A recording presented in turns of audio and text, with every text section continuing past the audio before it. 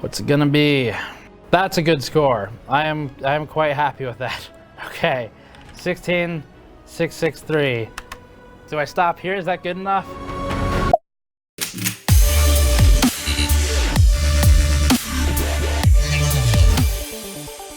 All right, we talked about our 3175X overclocking excursions. If you guys haven't seen that yet, you should go back and check out that particular video. But this is the revamping of the RIPGN series. We've had this CPU now for like 5 months, maybe even more, I'm not sure. We've had the motherboard, but you know what we didn't really have before was a cooling solution for it. And AlphaCool was gracious enough to send over one of their blocks for it. We talked about it in that video, so make sure you guys go and check that out if you haven't already. But here's what we're gonna do right now. I'm gonna go in here and I'm gonna kind of dial back our overclock just a little bit, because the problem with RIPGN, even though, is enough booting? What did I do wrong here? Detect memory, oh, that's a good start. With their 9-blade design, the Skiron DRGB fans from Metallic Gear offer a balance of performance and aesthetics. Available in both 120 and 140 millimeter sizes, the Skiron fans are sure to fit any size builds. Hub-mounted LEDs provide a wide spread of lighting, while the daisy-chainable wiring harness ensure a tidy wiring job every time. To learn more about the Skiron RGB and DRGB fans from Metallic Gear, click the link in the description below. Okay, so I'll be honest, I don't know the first thing about this CPU. It makes no sense to me. So while the trucks are out there emptying the trash bins right now, I just went, well, let me just go ahead and do a test. And I dropped my core clock down to 4.7 from 4.8, but I upped my core cache just a little bit. And we just now got almost 300 points higher than we got in that 3176. We were freaking out. 6,932, almost 7,000 points. That's where we started, right there, when we first started overclocking this thing. So look at that. I don't understand this CPU, at least the one that we've got. So I'm gonna run this again though, just to make sure it's not some sort of an anomaly. But like I said, if you look at Steve's scores, and granted, this is like 5 months later since he did his, or 6 months or whatever it is, we did download a new BIOS for this motherboard. I don't know if that makes much of a difference, but we're getting significantly higher CPU scores than him with significantly less cooling and frequency. If you guys recall, if you go and look at his scores, and I'll have Phil put it on the screen just so you guys can compare. We have to see where he's at to know where we need to be able to beat him, right? That's how a competition works. And so we pay attention to the scores very closely. We realize he's running 5 gigs. 5 gigs on chilled water. I remember that was amazing. I thought 28 cores at 5 gigs, that's insane on chilled water. We're not on chilled water. This is our radiator right here. This is our AlphaCool XT whatever 60 mil thick, with not even a push-pull config, with Vardar fans running 100%. It's not even a high FPI fin count. So it doesn't make sense to us that a slower speed could beat a faster speed, unless it's a lot like GPUs with this particular core count, where max frequency is not necessarily the fastest. But I know Steve, he's intelligent. He would have stepped this up incrementally and seen if there was a diminishing return. He knows how to overclock. We tried so hard to match his score without using Titans, because we just thought that'd be badass, right? We've got 2 2080 Ti for the Win 3 cards right here that we've got custom BIOS available for that would allow us to just remove the power limit. But the problem is these aren't Kingpin cards, which means we don't have any control over voltage and stuff like that, which means that we're still stuck with max overclock ability at stock voltages.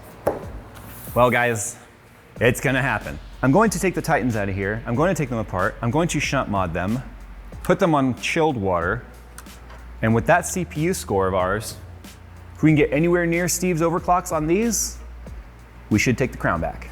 These cards were obviously launch cards, and the problem was these cards have 2 different BIOS on them. One I think has like an 11% power limit, an additional power limit, and one is 14. One of these cards is like more GIMP than the other. And I think that is why when we did our initial Titan RTX testing in SLI, we got a significantly lower score, because one of the cards, if it's being power limited, the cards are going to match, and they're always going to match whatever the slowest card is. So if one of these cards is, we already know we're hitting power limit. So if one's hitting 4% less power draw than the other, it's going to pull the better card down. These cards are so pretty though. Yeah, but pretty don't win competitions, do they? Well, I guess they win beauty pageants, but that's not Does this look like a beauty pageant contestant right here? It's like, you would think this guy at the gym is buff, but like this guy outlifts him. So what we did was we pulled the current BIOS off of my, firmware, off of my Titan card that had the 14% power limit. Like I said, this one here is like 11. So I just reflashed it back to itself to make sure the cracked NV flash is working. I'm not doing a video about how to flash the ROM. I just wanted to tell you guys that that's what we were having to do here.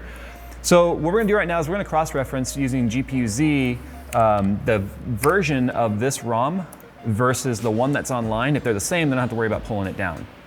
So any device ID, this is BIOS version 00.01. I bet you anything it's gonna end up being a new one. RTX Titan ROM. So we go to the BIOS collection. Oh, they're the same, 00.01. Okay, so we'll look at the version on this one. I bet you anything it's significantly older. Here is the BIOS that's in this one here, 90.02.1e.00.02. Not the same as our other one, but as you can see right here, look at the power limit. This one goes to 123.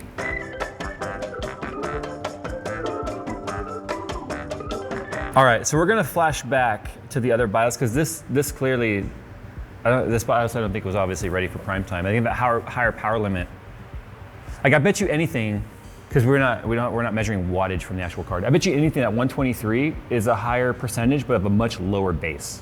That's what I'm thinking here. So let's just go and flash it back. Hack the planet! Hack the planet! All right, so we're gonna see where we land right now on air. It seems to hover by around 2050 to 2100 on both cards now that we finally got the proper BIOS flashed on both. Clearly the engineering sample was pulling down the other card because it was really dropping on clocks, and when you're in SLI, both clocks have to match. So we're just gonna run right now with our CPU overclock where it was with these two cards. Enough talking, let's just see where it lands, because that's where we've gotta improve. Dude, that said 17 for a second. Look how long that's sitting in the 18s and 19s. Holy shit. I pull back the clocks and I pull back the cache and it gets better. It doesn't make sense, I tell you. It just doesn't make sense. What did you eat? Oh, sorry. It was so juicy. Oh my God, that was the best strawberry I think I've ever had. In your life? Yes. Wow. Look how red it is. We at least hit 16,000. Oh, so close. Dude, look, that's our best CPU score yet. By 300 points. God, we've got a lot of room to make up though in GPU. Yay, we're in the top 10 with air cooling. All right, that's all right. It's only 11:30 in the morning. We got plenty of time. I just woke up, put some air cooled cards, and was like, bam. All right, well, we just had 2 crashes in a row, so you know what that means. We gotta do the shunt mod, the block install, and the other thing. All right, so you might be noticing that we are not using the full cover water block. When you're doing the shunt mods and stuff, and then you put a full cover block on it, if something's wrong with the shunt mod, or it's making contact with something it shouldn't, or we need to add more or take some away or whatever, that's kind of a big deal with the full cover water block, having to take it off and completely drain it and all that sort of stuff. So that would, in my opinion, just be a big issue. So by doing it this way, I have access to the shunts on both sides of the card. The other thing is just the simple fact that this is easier to control condensation. Because if I have a big, giant surface area of metal on the card, and then it's all covered by the really pretty plexi and acrylic and all that sort of stuff, then it's even harder for us to control condensation. So this way I can wrap the block around with paper towels, and I can even go as far as putting our knead eraser in there if I want to, and really control the condensation. Because since we are dealing with a $3,000 CPU and a $1,700 motherboard and $5,000 in graphics cards, I really care about where the water goes.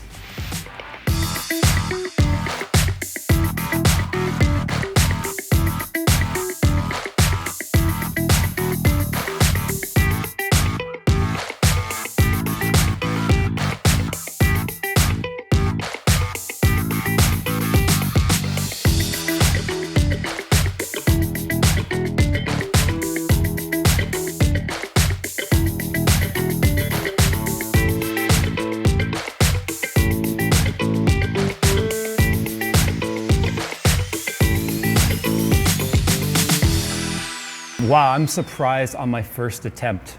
First time ever trying, because you know the thickness of the metal can make a difference on how much resistance there is. It's about resisting, and that's how, well, I'm not gonna get into how the shunts work and stuff, but it communicates by resistance, and we're changing that resistance value so that it thinks it's pulling less power, which lets it do things like this. Go to 2115 and not throttle. Why don't we just go ahead and do a 3D Mark run? Oh man, it's crashing like immediately. Yeah, it was just a loose mount. That could have been causing our problem too. Okay, that's farther than we've gotten yet, right? Oh my God, those milliseconds are lower. Woo! You're still 100 points behind that asshole.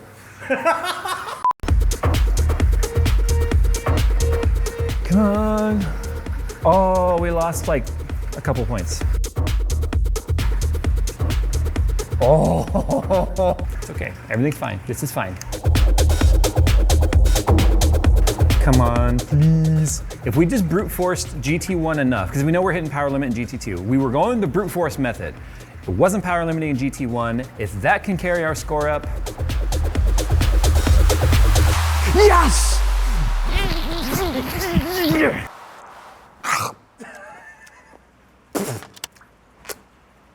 Too much salt.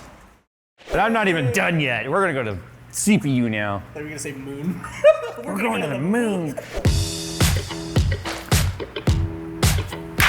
Damn! 60,866. Look at that CPU score. It's not even our highest. But look at that. Up in the cache voltage brought our GPU score up. My wife is on her way. I wonder if I have time for one more run to up the cache one more. Someone's an addict. People said, you can't do it, Jay. You're not as good as Steve. I missed the freaking BIOS because I was worried about. So this is actually the next day. I figured that since 3D Mark's database went down yesterday for maintenance or whatever reason, I would just continue to screw around, and I'm glad that I did because you guys saw us, yeah, 16,800, woo! And it was like, okay, that's kind of nothing now compared to what we've achieved. But I'm done for the day because we played around this morning some. We got a new high score technically, but we're fighting some serious condensation. Yeah, it's bad. But I want to show you here how we kind of did the radiator setup because this is important. If you don't have flow going across or through the fins, whether it's sitting in a bucket of ice water or not, makes no difference. So I've actually got this pond pump, which is a submersible pond pump, and it has threading on it so that you could hook a hose to it and run it somewhere if you want. But look at how much water this thing actually moves. So this is the pump right here. It picks up from the bottom, pushes out there, and then that just, you saw how much water comes across. So it shoots across the radiator. And then on the bottom of the rad, I have these screws so that it doesn't sit flush on the bottom of the cooler so that we can make sure that the water actually goes through it. Now the reason why we use a radiator like this, rather than just going, Jay, why don't you just pick up the ice water and pump it through the system? We did that when we first started this competition. When the very first time we did ice water, I went, why should we have a radiator? Why don't we just pick up the ice water and put it through? Well, varying reasons. One, the temperature at the bottom is warmer than the temperature at the top. And that's because the ice settles at the top and that's where it's colder. There is a gradient of temperature change. The other thing is, I have no idea why, but on average, we were 10°C warmer when we just picked up ice water and pumped it through the system. For some reason, having a chilled loop, I think it can contain the coldness better. And so it gets closer to the actual temperature of the ice when you're chilling and cooling a separate closed and sealed loop. So if you guys know the physics behind that, or someone out there actually really knows the answer, it isn't just going, well, I don't know, but here's my guess. If you actually know the answer as to why that is, I'd love to know. So why don't you guys put that down in the comments and respond to us. So this was the score where we first started screwing around in the 3175X overclocking video. We were like, hey, we've got some potential here. This is higher than our score that we've had in the past. We've got a really good CPU score. This is the score that is, as of right now, public on the Hall of Fame website. And I continued to play around after the database went down, and these are the scores we got. I then got a 17,016, a 17,020, a 17,058, a 17,085, a 113, a 119, and a 17,162. Our CPU score came up almost another 1,000 points to 17,605, and we got our GPUs to 17,087. So not only did we beat him in CPU, which we knew going into this because we've always had a better CPU score than him for some reason, we've now beat him in GPU as well, on shunts that are still hitting power limit early, we think. So there's still headroom to be had here, and this is without our fast memory. We don't have 6 DIMMs of our G-Skill overclocking memory. We're using dominators, which are slower in every way than that. And we found that the way I was able to get the score so much higher, and yeah, I know I'm kind of putting this info out there for everyone to copy, but that's fine. We want you guys to have fun too, is VRAM on the graphics card. That score right there was me running 1400, plus 1400 on the memory, and plus 190 on the GPU. If we went plus 200 on the GPU, we crashed. We got a plus 1450 to run, but it wasn't any better of a score, so we saw just kind of a diminished return right there. So plus 1400. I know in the other cards and stuff, if I went anything over like plus 1250, we'd start getting artifacting. We didn't get any artifacting at plus 1400. So what we found was even though I was incrementing the GPU clock, we weren't getting a better score. In fact, we were getting a worse score because memory wasn't supporting it. But once I increased the VRAM, well, then we got the scores that you saw right there. So you know what we gotta do now? Upload and validate this score. All right, so if you go to Hall of Fame, we can see even with all scores on Times by Extreme, we're 5th place. What happened? Steve? Disappointed in you, Steve. That's okay. If we go to 2X, we're still, oh no, we're number 4. 17,162, 2 spots ahead of Steve. Because I'm kind of a jerk, I also ran a single card score. And I fully expect him to beat me because he's gonna be doing LN2, I believe. Boom, number 6. Number 6. So that means all of our scores that we actually care to compete in, because we haven't done Fire Strike on this, are all in the top 10. Once again. Not bad considering the fact these cards have been around for almost a year now, and we expected the XOC guys to come and just knock us off the board entirely, like off the top of 100 or something like that. So Steve, I expect to come back from vacation and see that I'm knocked off of there again and you're on the top. So, all right guys, now we can go. Because you may be coming on a Saturday to do this crap. That one core like screwed up the calculation and then everyone else was like, ah, man, yeah. Damn it, George, it's always George. We have to name all 56 of our threads. Yeah, because the clocks aren't going. How did the clocks go again? I mean, realistically though, it does this. It goes.